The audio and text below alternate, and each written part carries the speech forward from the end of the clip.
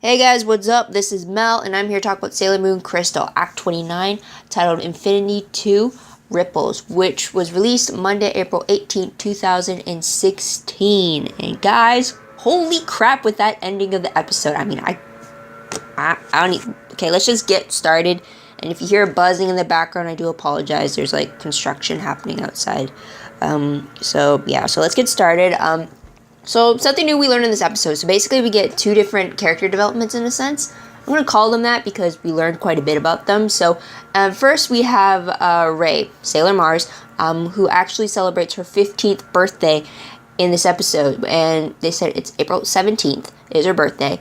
And she's up in the mountains to do some purification thing in preparation for her 15th birthday. We also find out through... through Venus, Mina, that Ray's favorite flowers are Casablanca lilies. So I thought that was cool how those little tidbits were put in there. About Ray, it still baffles me that they're only 14 and 15. I mean, really?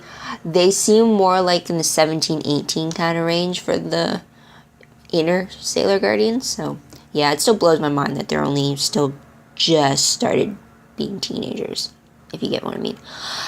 So next character that we learned quite a bit about was Hotaru Tomu. We actually get her name in this episode. We find out that her father is Professor Tomo, and that her mother had died when she was small, and her father's assistant, Kaori, has been filling in for that role. Although Hotaru calls Kaori a suck-up, thinking that she's only doing all this to get in Professor Tomo's good graces, and maybe harboring a slight crush on her boss. So Hotaru is not really pleased by Kaori always hovering over her.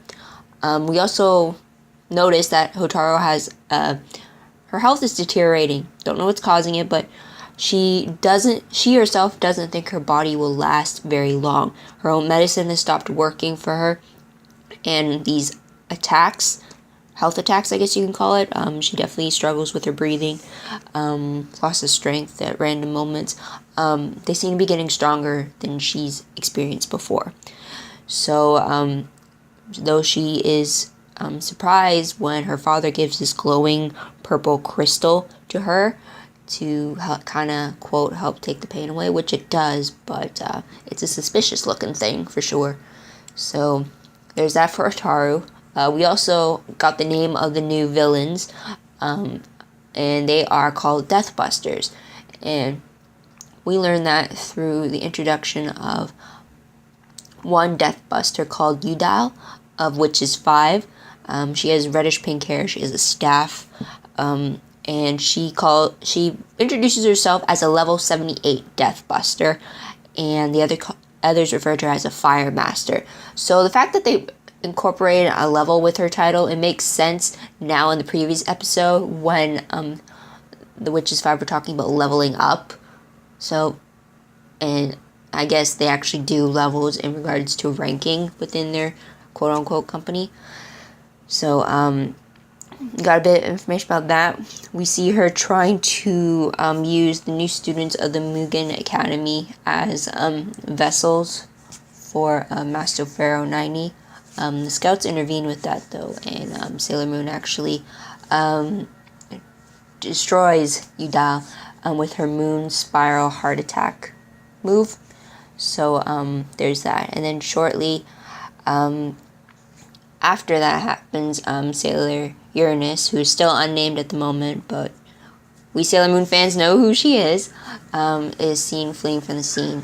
And Sailor Moon tries to run and catch her, although Uranus ends up waiting for her and warns her to stay out of their way before she makes a surprise move on Sailor Moon. So I'll bring that up again in a few moments. But we also learned in this episode about the existence of these 3 talismans that are supposed to bring destruction.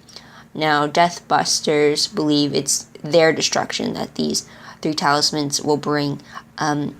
Ray and Mamoru, who have been also getting these message dreams, believe these items will bring the destruction of their enemies. And then we also learn that Haraku and Michiru are also after these 3 talismans.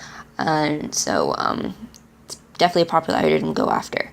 And on a side note, it seems that Usagi is the first one to see the resemblance of these two mysterious Sailor Guardians with Haruka and Michiru.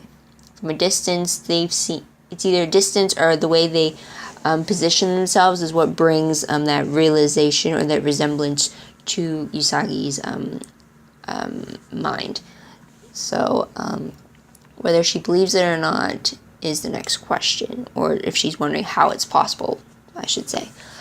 So moving on, most shocking moment of the episode. 2 moments, actually. First one is the very end of the episode when unnamed Sailor Uranus, I'll call it, kisses Sailor Moon after telling her to stay out of their way. I mean, okay, I haven't read the manga. I only read up on that first arc, and then I have to catch up on that. I really do. So seeing it in the episode completely surprised me. I wasn't expecting it. Definitely nothing like that happened on the classics. I'll give you that. So that was surprising. And such an evil way to end the episode. I mean, come on. But another favorite another shocking moment actually is when Mamoru wakes up from another message delivery dream, whatever. He goes to look out the window, and then the camera pans back to his bed, and you see Usagi and Chibiusa sleeping in his bed. So that completely surprised me. Like I said before, I still forget at times that Rei and the other Inner Sailor Scouts are only 14 or 15.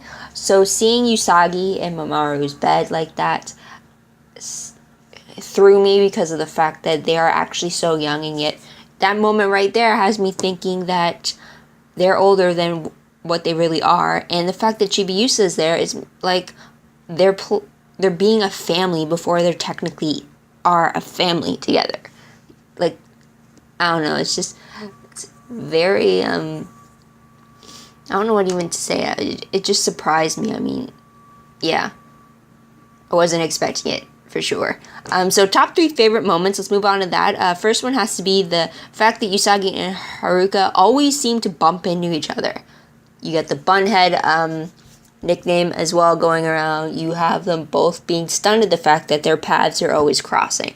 So I just really like that, and I usually like that for any potential pairing in any show. So to see it in this show, even though I ship the already established relationships, it's kind of interesting for sure. Another favorite moment is the fact that we got to see how they celebrated Rei's birthday, the fact that it was mentioned, the fact that it was a focus, despite it being interrupted by Yudao's evil plan was unfortunate, but it was great to see how these girls celebrate each other's birthdays, so that was great. Another favorite scene has to be the judo scene after Haruka defeats Makoto. What I liked is when he says to the girls that there is no difference in sex when in a fight, especially after they brought the fact that they were shocked that he would use his full strength against a girl. And I like that he brought up the fact that when you're in a fight, whether you're a guy or girl shouldn't matter.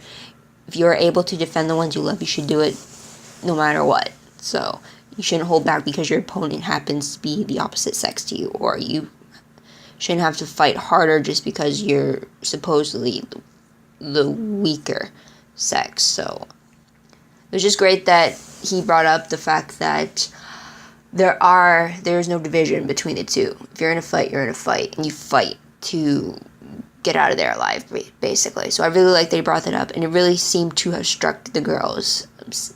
It surprised them from the looks of it. So yeah. Last favorite moment has to be the fact that Yudao was defeated after the first encounter she had with the Sailor Guardians. I completely forgot that there are no filler episodes in the Crystal, so it was also surprising the fact that how quickly she was defeated, because in the classics it usually took quite a few episodes before you got to that point with each member of Witches 5. So it was great to see that she failed the first round that she got. So that was funny. So top 3 peeved moments. First, it's only one. It's the fact that we only really got one scene between Haruka and Michiru. And I liked that scene with them a lot.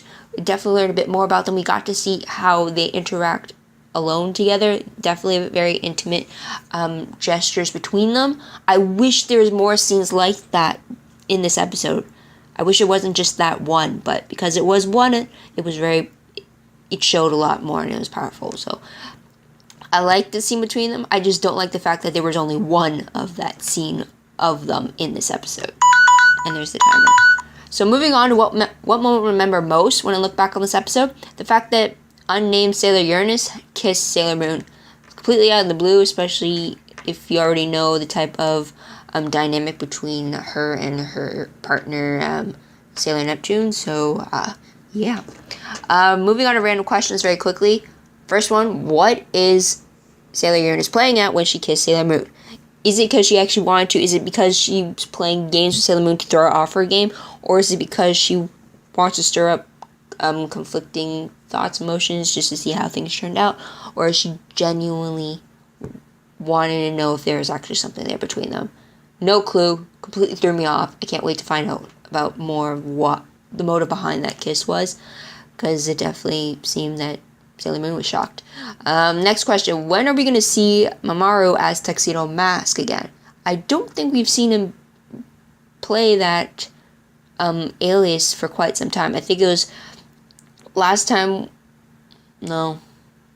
I don't want to say it just because I'm not completely sure, but it feels to me like it's been a while since we've seen him don on the mask and cape. So, just saying. Also, last question. How often do Usagi and Chibiusa sleep over at Mamoru's place? Like I said before, they're a lot younger than they appear. We definitely find out that Chibiusa is in grade 2, and that Usagi and the others are 14, 15, but also in their 3rd year of junior high, I believe. Don't know how the school system works over in Tokyo, but that roughly has middle school written all over, or beginning of high school maybe. But Mamoru's definitely older, so how often do they have these little sleepovers? Because they seem to be playing Future Family a lot faster than they should be, but it's interesting for sure. Also, another peeve moment I just remembered. Sailor Uranus lost the cape and mask. I like that addition to her uniform, but we got to see the full skirted outfit today, so I wonder why in the previous episode she chose to wear the cape and mask, though. That's another question right there. So moving on to predictions very quickly. Based off the little sneak peek they showed, or promo, at the end of the episode, Act 30 shows Usagi worrying over her kiss with another when she has only ever kissed Mamoru. We also see Hotaru and Chibiusa forming a friendship between each other, and it seems like another Death Buster is introduced. I remember her as Mimi, the starstruck one, so we'll see what she's named in the crystal version. Overall, I really need to know what the repercussions of that kiss between Sailor Uranus and Sailor Moon were. If anyone else is going to find out, if it actually has some motive behind it, I need to find out, because that's a big move to make, and poor Usagi's going to be so confused on why, especially when she's so devoted to Mamoru. So it's going to definitely turn her world upside down from the looks of that promo. Also, hopefully we'll learn more about these talismans that everyone is after. Hopefully we learn more about them, or we see something about them. We definitely only know that it's from 3 different crystal sources for the looks of it. Yellow, purple, and teal. I already know where they're from because of classics, but we'll see how it is shown in the crystal. And that's about it, guys. So what did you guys think of the episode? What did you like about it? What were you surprised about it? Let me know in the comments below. Love to hear about it. Also, don't forget to like this video, subscribe to my channel, and check out my other videos if you haven't done so already. If you want, check out my Tumblr page. I don't reblog Sailor Moon as often as other shows that I reblog, but every time it crosses my dashboard, I definitely reblog. So link for those are down below. But it's a mix of crystal and classics, so just be aware of that. And that's it. So thank you guys for watching. I truly appreciate it. I'm almost caught up with all my videos, so I'm excited for that.